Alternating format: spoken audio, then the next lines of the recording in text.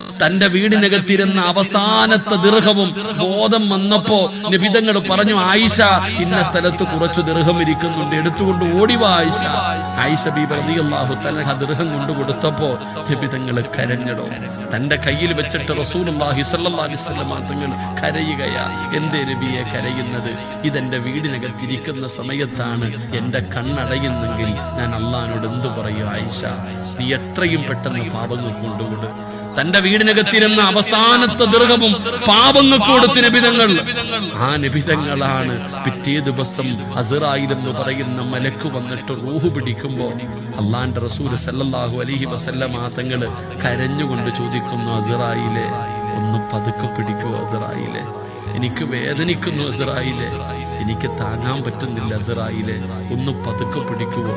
അസ്റായിൽ എന്ന് പറയുന്ന മലക്ക് കരഞ്ഞുകൊണ്ട് പറയുകയാ, ഇതിനേക്കാളും മയമായി പിടിക്കാൻ എനിക്കറിയില്ല നബിയെ. സഹോദര, നബിതങ്ങൾ എഴുന്നേക്കും, തിരിഞ്ഞും മറിഞ്ഞും കിടക്കും. പാത്രത്തിനകത്ത് നിന്ന് വെള്ളം കോരിയിട്ട് നബിതങ്ങൾ